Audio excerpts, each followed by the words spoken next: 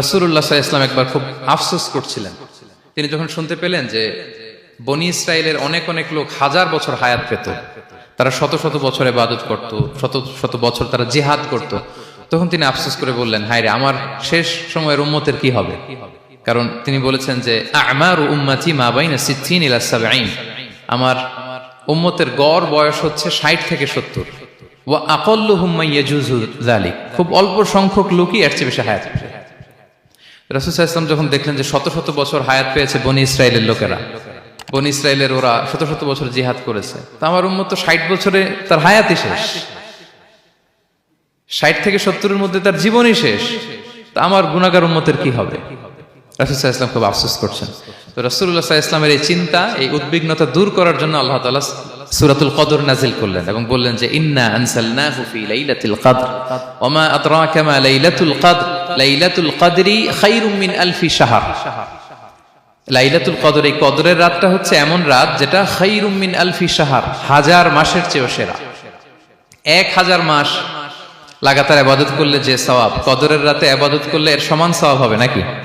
সমান হবে না। আল্লাহ তাআলা বলেছেন খায়রুম মিন আলফি শাহর, না, এর চেয়েও শ্রেষ্ঠ, এর চাইতেও বেশি।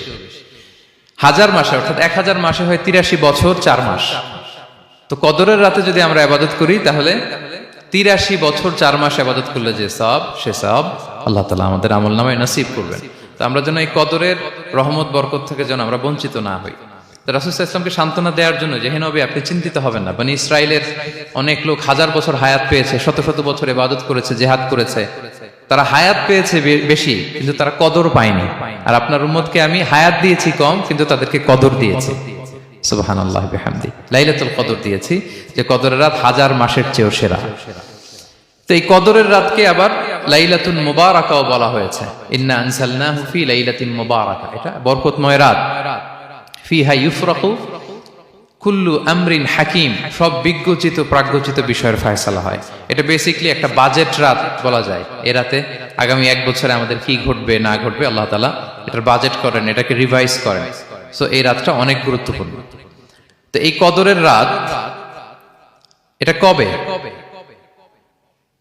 এটা স্পেসিফিক ছিল, মানে সুনির্দিষ্ট ছিল। রাসূল সাল্লাল্লাহু আলাইহি ওয়াসাল্লাম আমাদেরকে জানাতে চেয়েছিলেন কবে, কিন্তু রাসূল সাল্লাল্লাহু আলাইহি ওয়াসাল্লাম জানাতে পারেননি। সহিহ বুখারীতে এসেছে যে রাসূল সাল্লাল্লাহু আলাইহি ওয়াসাল্লাম খারাজান নবী সাল্লাল্লাহু আলাইহি ওয়াসাল্লাম লিয়ুখবিরানা বিলাইলাতিল কদর। উবাদা ইবনে সামিত রাদিয়াল্লাহু তাআলা আনহু বলেন, রাসূল সাল্লাল্লাহু আলাইহি ওয়াসাল্লাম আমাদেরকে জানাতে বের হয়েছিলেন যে কবে কদরের রাতটা। ফাতালাহা রাজুলান মিনাল মুসলিমিন, হঠাৎ মুসলমানদের মধ্যে থেকে 2 জন ঝগড়া লাগলো, তর্ক লাগলো আর কি। রাসূল সাল্লাল্লাহু আলাইহি ওয়াসাল্লাম হঠাৎ করে ওই ঝগড়ার দিকে খেয়াল করলেন, ওইদিকে খেয়াল করে ওই